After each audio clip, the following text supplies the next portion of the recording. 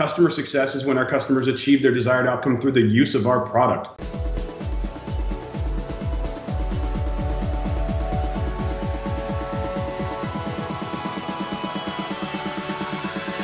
Hello Sales Nation, I'm Will Barron, host of the Salesman Podcast, and welcome to today's show. On today's show we have Lincoln Murphy. He's an expert in customer success, and that is exactly what we're talking about on today's show. Why we should care about the success of our customers and how that affects us in sales and how it can lead to essentially more customers, more revenue, and more commissions. You can find out more about Lincoln over at 16ventures.com. And with all that said, let's jump into today's episode. Hey Lincoln, and welcome to the Salesman Podcast. Oh man, thanks for having me. You're more than welcome, sir. I'm glad to have you on. I'm glad to talk today about customer success. I think this is being talked about at the sales management leadership level quite a bit at the moment. You're going to fill us in exactly on what it is in a second. But I think it's important to have this conversation with my audience of mainly B2B sales professionals, because clearly all this stuff trickles down. Clearly there's long-term benefits to having this shift in focus perhaps on why we're trying to close business and having those longer term relationships that we all know is all well and good, but it's interesting, and I hope it's going to be interesting to get your insights on why this actually works as opposed to us just doing what seems like the right thing. So I'm going to ask you a super crazy open-ended question to get us started, and that is very simply, what is customer success, and what does that mean for B2B sales professionals? So it's interesting. For the longest time, I kind of wanted to move away from the term customer success because it what does it mean? What does success mean? Is it ROI? Is it something else? And so I came up with a definition. And I used to joke, this is just my definition, you do whatever you want. But now I'm kind of at the point where this is the definition. Customer success is when your customers achieve their desired outcome through their interactions with your company. And there's a lot to unpack in there. And if you just, I'll try to be quick with it. But the bottom line is desired outcome is the key element there. And what that means really is this. It's required outcome plus appropriate experience. Simply put, it's what they need to achieve their business outcome and the way they need to achieve it, the appropriate experience. If we understand that, it's so simple, such a simple concept, but so powerful, because that actually leads to everything from logical customer segmentation to the type of coverage that we're going to need with our customers. But I don't want to jump ahead too far, but desired outcome is such a key component. And I'll talk to you about sort of how that figures into the sales professional on the ground trying to close business in a second. The other piece is interactions. So customer success is when our customers achieve their desired outcome through their interactions with our company. I say, honestly, this stuff is all evolving. I'm evolving, I'm growing, I'm learning. I used to say, for a very short amount of time, but I will admit it, I said customer success is when our customers achieve their desired outcome through the use of our product. That's not true. It's through all of their interactions, and those interactions start early. They go across the entire customer lifecycle, and they start with what happens in sales and what happens in marketing, and what happens when they go to actually make the purchase, and of course onboarding, and all across the 1, 3, 5, 7, 10 years that they're going to be our customer. But we have to understand that the seeds of churn are planted early, and often that can happen in the sales process. And I think the bottom line is it starts with this understanding of what customer success is and goes from there. Let me jump in here a second, because there's so much to go at, mate. Of course, there's loads to go at, and we'll unpack it step by step. But I don't want to lose anyone as we go, kind of like step by step. Totally. So a lot of the experienced sales professionals will understand this. But tell us a little bit about what churn is, because if a sales professional is commissioned on closing a deal, they may not have ever even considered like churn out the back end. So tell us a little bit about what that is, and then perhaps even we can touch on why this is more important now with like the SaaS model that a lot of companies are going towards versus the kind of like you buy it, you use it, you either like it or you don't model that's happened in the past. So I think you kind of hit the nail on the head with one of the biggest problems, and that is a lot of times in sales, we close the deal and we move on, and we never really think about what happens with the customer. And I think that's a trait of a large portion of sales professionals out there The best sales professionals don't see it that way. They do care about their customers and the fact that the customers are going to get out of the relationship with the vendor for which they work. They care about that. They care about the outcome. The best salespeople, really the top, understand that really every deal should be referenceable, and they could go back and use customers from other companies that they worked for as references, not just to sell new products to new customers, but literally to get a job, to go to their next gig. They could point to customers from several companies ago. The best salespeople understand that no matter how big of a company they work for, no matter how big of a company the people that they're selling to work for, ultimately this is a relationship situation. It's a relationship business. And they will not sell something that won't make that human successful, won't give that human what they're looking for.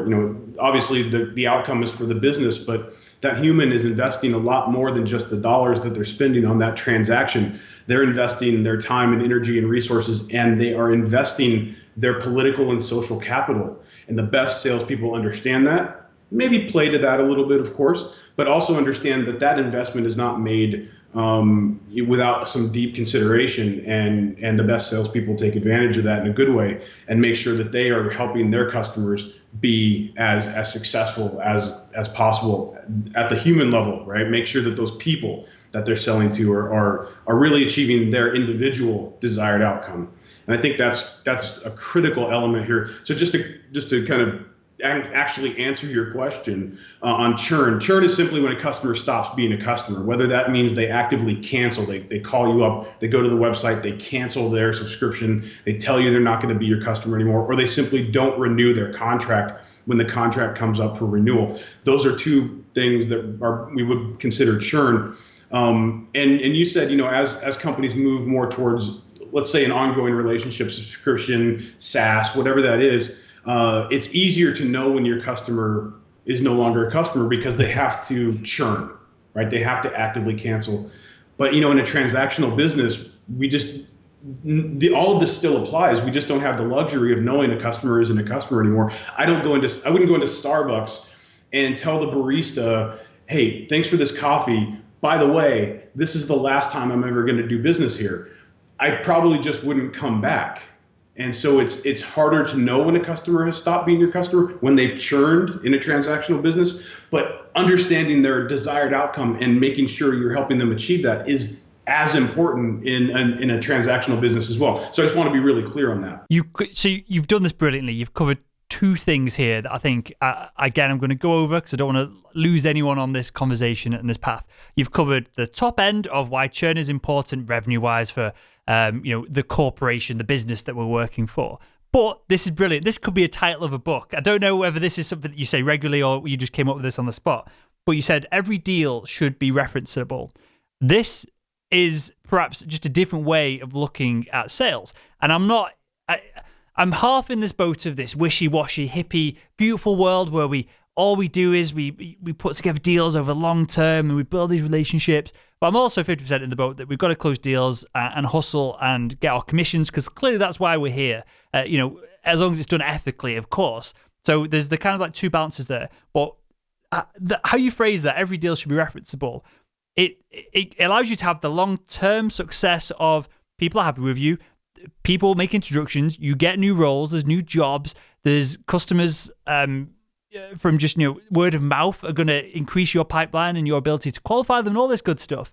But then you've also got the ability to ask for new business and to upsell and all that on the flip side of it. So I thought it was brilliant. I just wanted to stop on that for a second. Yeah, let me ask you: is that something you talk about regularly, or is that just something that just flew out you there? I will be honest. There are lots of things I make up just right on the spot, and then I have no idea what I said, and I'll never remember it. But that's one that I do talk about a lot. I do talk to a lot of salespeople. I do sales kickoffs and things like that, and that is something we talk about quite a bit, because I think, like I said, the best salespeople, the best sales trainers, and everybody that I've ever run into that was really top notch. And what I strive for myself is exactly that. I don't want to do business with somebody that I can't go back to later on and ask for a reference or look in the eye if I meet them in person. Like, that's kind of important to me. Okay, so let me ask this. I want to double down this. I want to go that step deeper again. when you say the best salespeople, when you're grouping, and a bit of background for yourself, I was always a kind of like a B player in medical device sales. I was in the kind of like 70-80% of the leaderboard. I was never in that top kind of like 5%. I probably would be now. I mean, having done the show for 18 months, I would hope that some of it has sunk in. But I can appreciate this from the kind of like not being a player, A-star player kind of thing. So when you say the best sales professionals, do they go into this and want referenceable customers because they have a focus on the long term, or are they achieving the same goal by just qualifying the pipeline harder and better and bringing on better customers in the first place? Does that make sense? Do they have that long-term focus, or are they just better at qualifying? Is that what separates them? Okay, so this is the way that I would look at that. We can look at the best that have been there, and I would say it's in that 1 to 5%. That, I mean, the top of the top.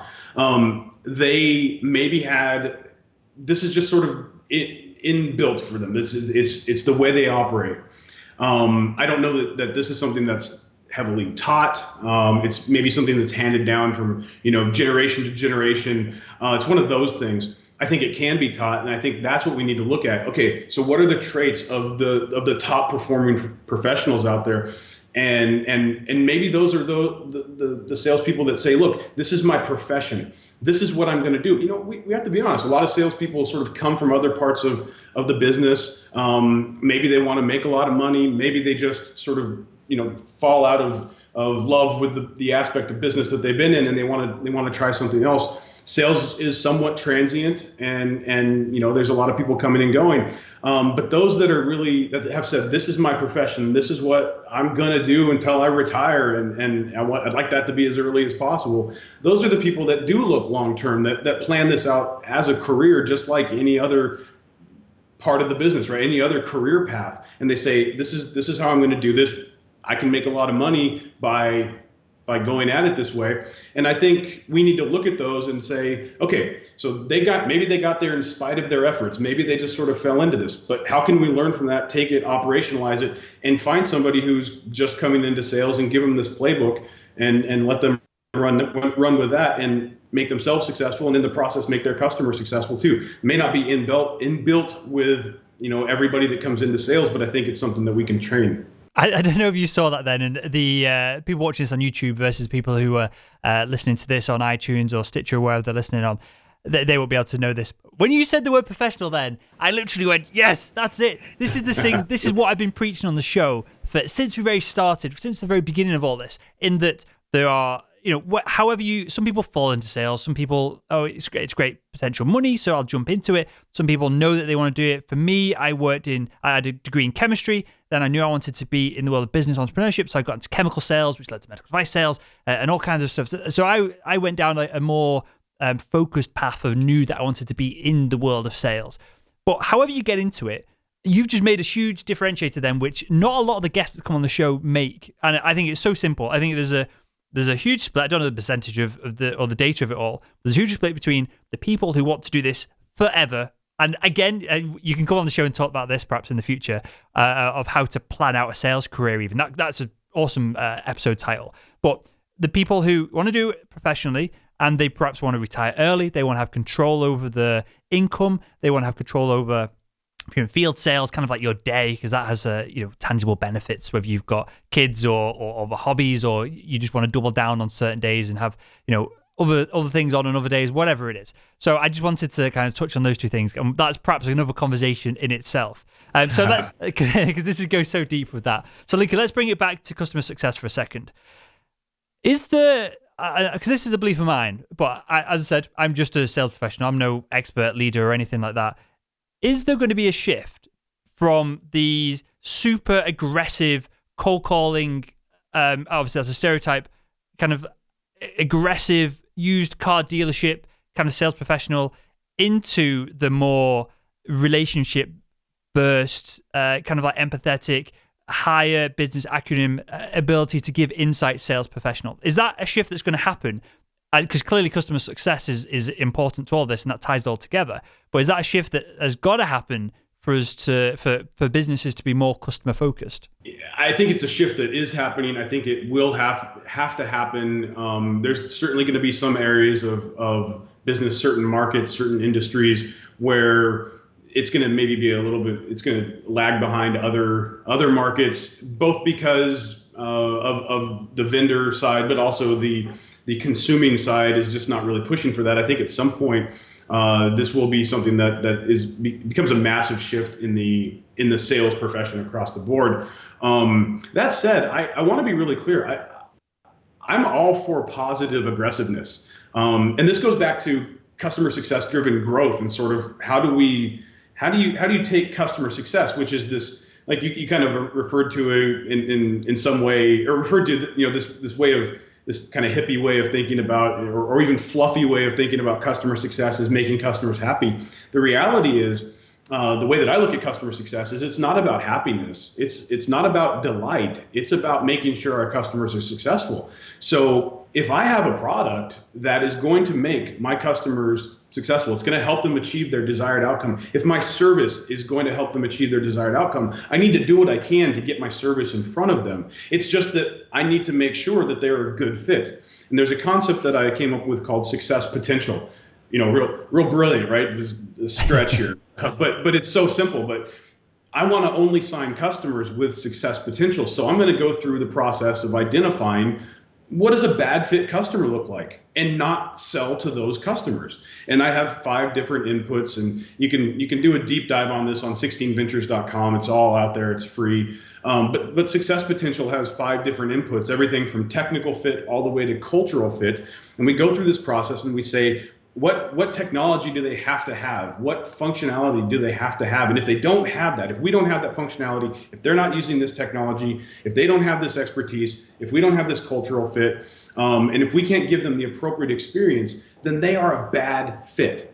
Don't sign them. Bad fit really just means this: I can't give them value today, and I can't give them any value in any realistic time frame, even if we hustle. Now, in the startup world, you have to kind of stretch sometimes. So you take on a stretch customer. That's somebody you can give value to today. And if you hustle, you can give them that longer term value. But you have to actually do that, right? Otherwise, they're just a bad fit. Go through this process of identifying a bad fit customer. Make sure everybody is on the same page. Sales knows, marketing knows, so they're not actively, getting those people to be interested in what we're doing. And now we're not going to sign customers that have no success potential. I'll sometimes say to CEOs, maybe to be a bit provocative, but it's also dead on accurate. If you're investing in customer success management, the actual process of making your customer successful, the things that happen post-sale, over, like I said, the 1 to 10 years or longer that they're going to be our customer, and you're knowingly acquiring bad fit customers, like, stop investing in customer success, because you obviously don't care. You're setting everybody up for failure that takes over after the sale, and you're also setting your customer up for failure. But you know what? You're also setting sales up for failure. Here's the thing. If I was a salesperson at a company and I saw that my management, my sales manager, my VP of sales, whatever, or the CEO was not, if they weren't encouraging it, they were simply allowing bad fit customers to knowingly be signed, I would go work somewhere else, because eventually that's going to catch up to me. I could do everything right, but if my colleagues are selling products to customers that don't have success potential, eventually they're going to churn out. The negative sentiment in the market is going to weigh down on us. I'm going to have to overcome those objections just to make the same sale that I could make 6 months ago when things were fine. It's going to be harder for me to make my numbers. It's going to be harder for me to make my nut what I need to get. And ultimately, it's not going to work out. So I'm going to go work for a company that actually gets it. That's maybe taking it to the extreme, but that's actually the reality. And it doesn't take long to churn and burn through customers to get to a point where it starts to affect your growth, which means it's affecting sales and the ability to close deals. Do you think, because I've never thought about this before, do you think that salespeople take all this into account when they apply for a new role? Or do you think that they look at the kind of like the bonus potential? Is that the only differentiating factor between all the jobs that they're applying for? I think we go back to what we talked about earlier in the professional salespeople versus those that are kind of, this is just something they're doing right now. you would be very wise to not just interview, or to get interviewed for the job, but to really, interview your potential employer, reach out to some customers, ask for some reference customers, and walk through that process and make sure they're getting value. I mean, most salespeople are not doing that. I mean, let's be absolutely honest. Most companies are not doing some of the things we're talking about today. That doesn't mean you shouldn't, and that doesn't mean that's not the right way to do it. It just means there's a lot of momentum built up in the way that we have done things. This is the way we've always done it. I think there's a lot of opportunity here to do things right, and not just ethically right. I mean, that's a big part of it, right? We want to do the right things for our customers, but to do the things that are ultimately going to make you more successful as a salesperson. Be diligent. Don't just go in and say, man, this bonus structure looks great. These commissions are going to be easy to hit. I got to tell you, if the bonus structure looks so great and those numbers are so easy to hit, what else is going on? I mean, it's not easy to hit your numbers, and really, it shouldn't necessarily be easy. And a lot of times that they're selling you a bill of goods, which means they're probably selling their customers a bill of goods, and ultimately everybody's going to churn out you too, right? You're going to go find another place to work. So, be wise about the way that you approach any new potential opportunity. I love this. You're being super real with all of this, and it's refreshing. Genuinely, it is. So I want to get super practical with this. I like having the audience leave an episode and be able to put something into practice. So you might have just alluded to it then. You mentioned there's 5 steps, and this might happen before the person, before you've prospected in and during the qualification process. So you guide me with this. But when we're talking about customer success, for the individual salesperson, imagine management, C-suite, everyone else is on board with this, but they've left it down to the individual who's listening now to put it into practice. How do we know what success is for the customer, and how do we align ourselves to help them, to enable them to have it? So I would turn that around and say, if you don't know that, what are you selling? How are you selling to your customers? The reality is we do know.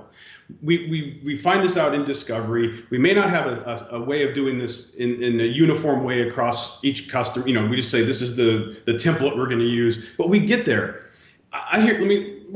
But let's just stop on this. Let's just stop on this. Sorry to interrupt you there, but no, okay. I don't think we know a lot of the time what success is for the customers. I don't think we ask. I think a lot of salespeople are running and fueled on features and benefits and testimonials, other things as well. There's other ways to close the deal and build trust and build up rapport. And maybe a lot of deals are done on relationships versus we know what the end consumer wants. Or let me put this another way.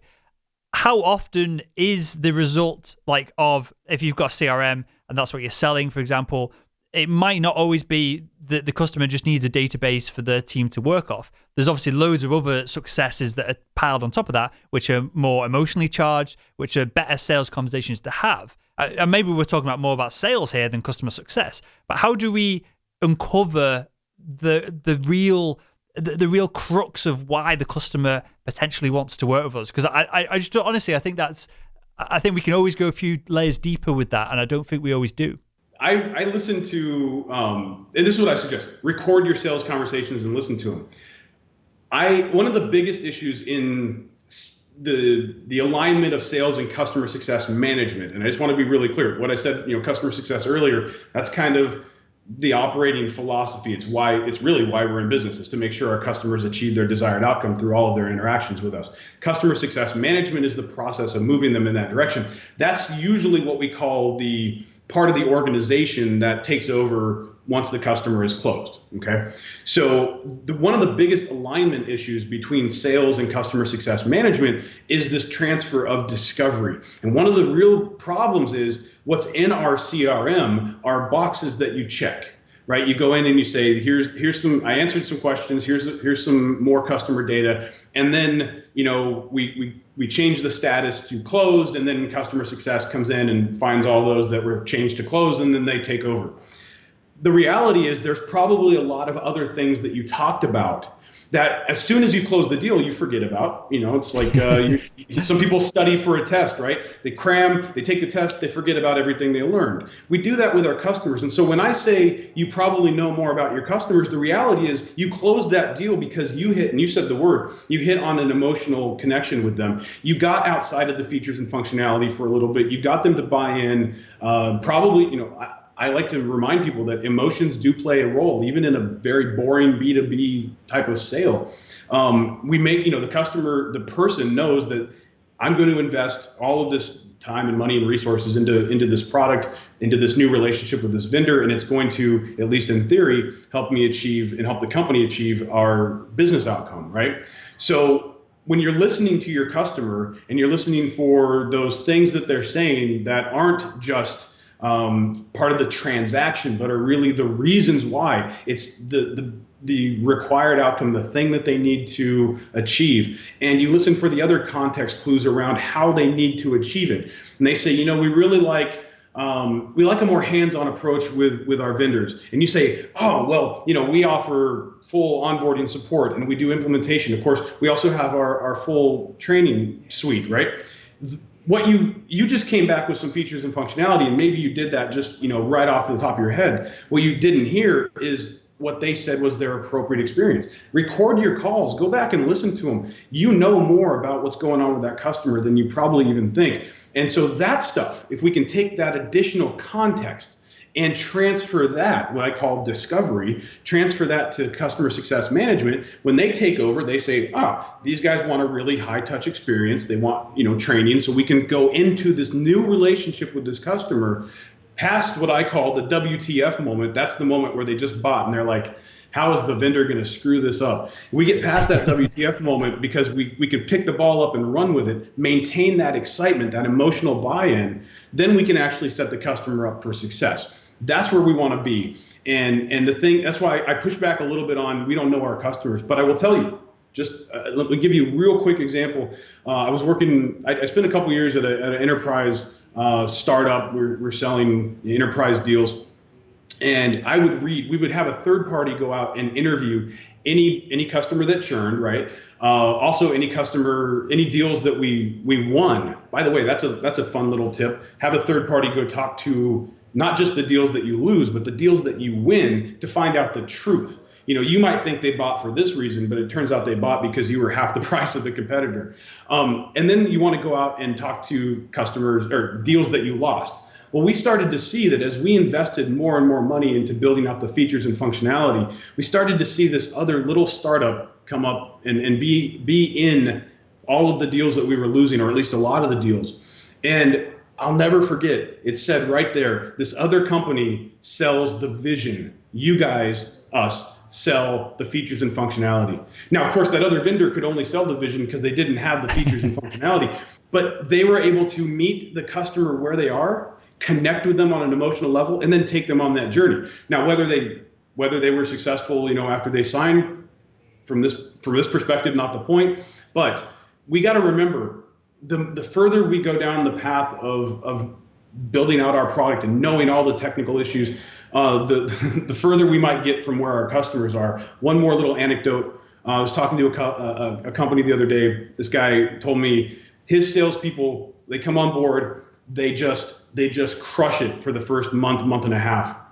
In that time, though, they started to learn about the product. They've met the engineers, they've learned things, and then all of a sudden their results go down because they start selling the product, they start selling the features and functionality and stop listening to the customer. So sometimes it's just, we know too much, so we just want to shove all of that onto the customers. But again, the best salespeople know it starts with a relationship. Eventually, we have to have the features and functionality to make you successful, yes. But I need to meet you where you are. So I record most of my calls, just for context for yourself, Lincoln, I sell the advertising space on the podcast so that I'm still actively selling everything that we talk about on the show. I implement. Some of it goes horrifically wrong. Some of it works really well. And I report that back to the audience and on the blog and that as well. So I record these calls and I'll listen back to them, of course. So I had a 5-minute call the other day just to kind of clarify, go through the details. They came to me, the deal's done. It was my deal to screw up. and I didn't screw it up just before the audience again excited of another tale of horror and woe of my sales experience. So I listened back to it, and I didn't realize at the time, it was only after the fact, and I followed up with an email which like kind of emphasized this. But the chap I was talking to, he kept, 2 or 3 times within this 4 or 5 minute conversation, he mentioned that he's super busy. His exact words were, "We've got a crap ton of cash to throw at you, but we don't have the resources to kind of like to guide you through and baby step you through building the copy for the adverts and all this kind of stuff." So, and again, I didn't realize it at the time, but I just said to him some kind of line along the lines of, "Look, my goal is for you for me to scale from your marketing budget of you pay me, I do all the work, I'm a member of your team, and all this good stuff," which is true. And all I need is just to sign off an okay on the ad copy and then run on the show. There was a pause, and again, I wasn't conscious of it at the time. I was only listening back to it. There was a pause, and then you could, when you can tell when someone's happy on the phone, whether it's they're grinning and it changes the intonation of the voice or whatever it is. So I listened back to it. I emailed him straight away afterwards, emphasized all these points. Deal closed, came through really well.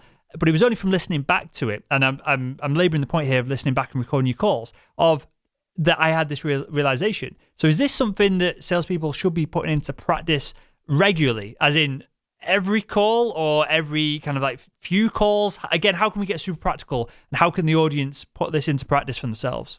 I would regard, we have to be realistic that, time is money. Literally, we need to do what we need to do.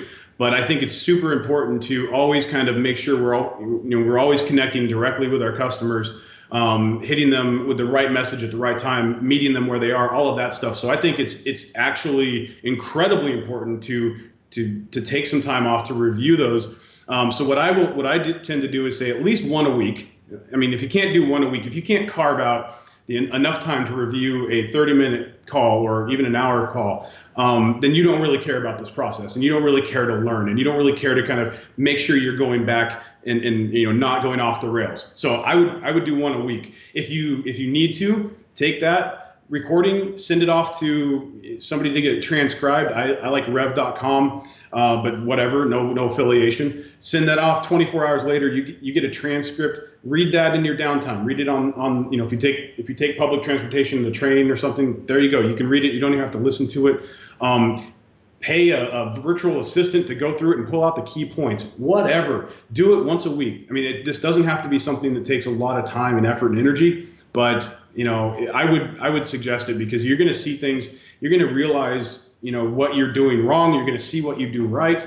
One of the things I hear from, especially very early stage startup founders who are sort of forced to be their sales organization, is, I created a self-service sign-up flow. People go to the website and it converts like garbage. But as soon as I get on the phone, man, I'm able to convert them like crazy. And I say, well, that's because you're able to roll with the punches. You're able to see what they're talking about, meet them where they are, do all the things that we know a typical salesperson does. And my advice to them is to record those calls, take the knowledge that you gain from reviewing those, and then put that into your self-service flow. So this is something that I tell people all the time to do. I do it myself. I will review. One of the things I do if somebody says we have a lot of churn, we have a lot of customers that come in and then leave, I'll have them record sales calls, go back and listen to those, or I get them transcribed, get the key points pulled out. I'll go back and look at those, and I'm telling you, it's easy to see where those seeds of churn, those reasons why a customer might leave later on, they're being planted in the sales process. We're overselling, we're misleading, we're not managing expectations. So there's so much that you can learn from doing that. Do it once a week. Get it transcribed, read it. There you go. It's not a huge effort. I love it. So I've had other people come on the show. Mainly there's CEOs of companies that have software that does a lot of the AI kind of like based navigation of the voice calls. No one has said, just record it on your phone and get it transcribed. I use a service for all our videos to transcribe it. I think it's like $1 a minute, something like that. So it's not particularly costly.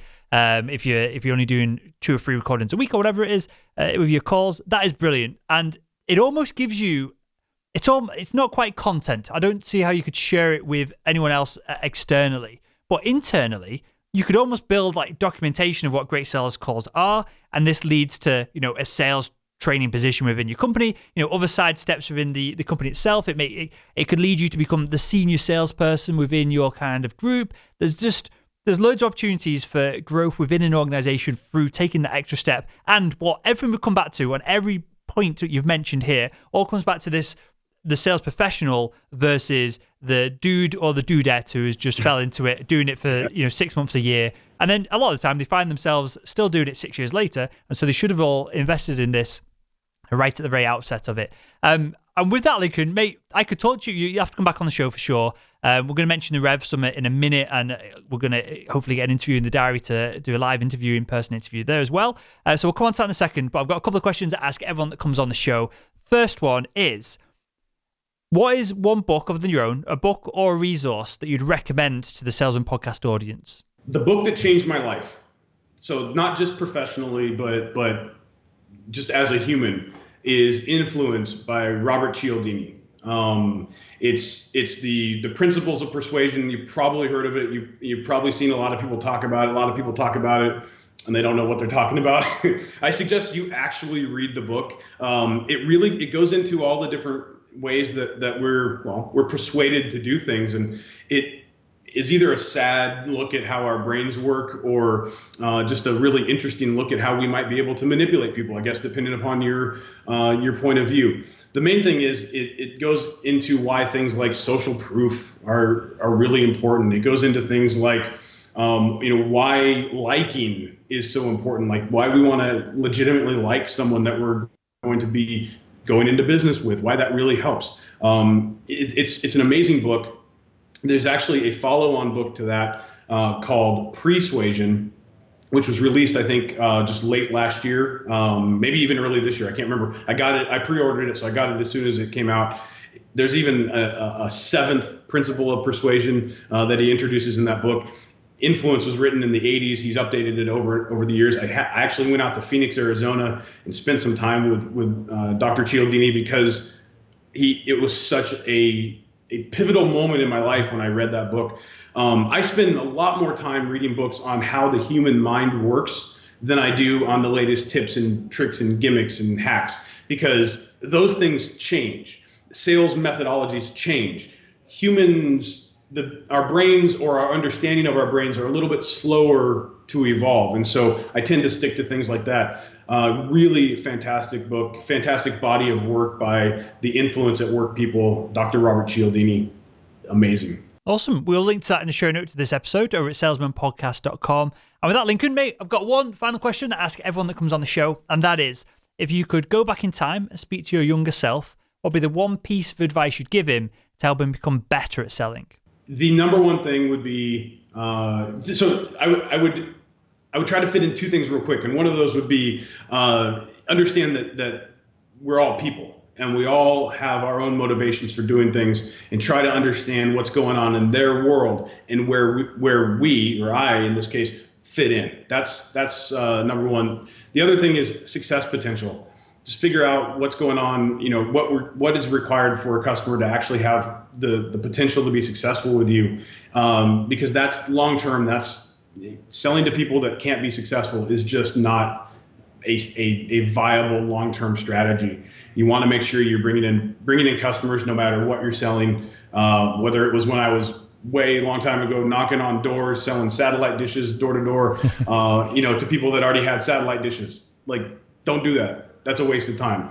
Know what's going on in their world and how you can fit in, and whether or not they'll be successful. And if you can do that, man, that I think things are going to be transformative for you. Amazing stuff. Well, look, I genuinely mean this. We'll have you back on in the future to dive into. There's so many more topics we could go down to. And if we had a couple of hours, I would have allowed us to kind of like embroach and jump down those rabbit holes. But to just wrap up, tell us a little bit more where we can find out more about you for everyone who's interested, and then tell us perhaps, I don't know if you know off the top of your head, but your kind of like title for your keynote that's going to be at the Revenue Summit, and then we'll wrap up with that. Yeah, so you can go to 16ventures.com. That's where I publish all of my work. But if you just Google Lincoln Murphy, you'll probably find most of my work. I really do try to share as much as possible on customer success driven growth. And that's the foundational thing is there's getting our customers to stay longer, buy more, bring us into other parts of their business, and advocate for us externally. If we can get our customers to be successful, those things come easy. So 16ventures.com. You can follow me on Twitter at Lincoln Murphy. And at Revenue Summit, I will be talking about customer success driven growth. I actually owe them my title, the title of my presentation, but it's basically going to be something around exponential growth through customer success. Link to all that in the show notes to this episode over at salesmanpodcast.com.